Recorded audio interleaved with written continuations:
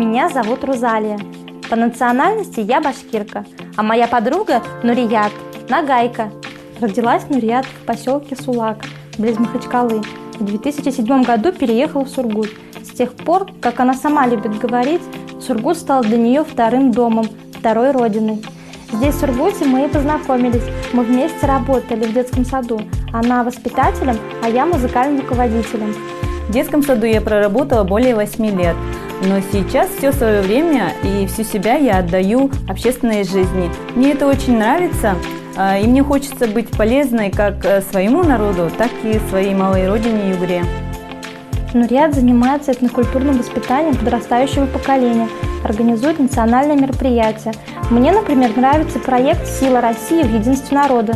Участвует в молодежных форумах и семинарах. Одно из таких мероприятий молодежь Югры согласна. Религия ислам призывает к добру. Я очень горжусь своей подругой, когда узнаю, что она получила очередную грамоту. Знаю, что для нее это очень важно – признание труда. Мы с Рузалией дружим уже более 4 лет. За это время мы поняли, что у нагайского и башкирского народа много общего. Мы представители тюркской группы, у нас похожие национальные языки. Если вы приглядитесь к национальной одежде башкир и нагайцев, то заметите схожие детали орнаментов. А вот кухни у нас разные. Я учу Нурият готовить букена – традиционное башкирское блюдо из теста с начинкой. А Нурият меня учит готовить нагай-шай – национальный нагайский травяной чай, и баурсак – национальную выпечку. А посмотрите, как здорово Нурият вышивает национальные узоры на войлоке. Этот войлочный коврик Нурият вышила сама.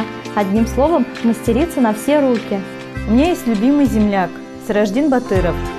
Он художник-живописец, этнограф, музыкант, хореограф, поэт, прозаик. Он особое явление в нашей культуре. Мне бы очень хотелось быть на него похожей в плане такого разнообразия талантов. Мой друг нагайской национальности. А кто твой друг?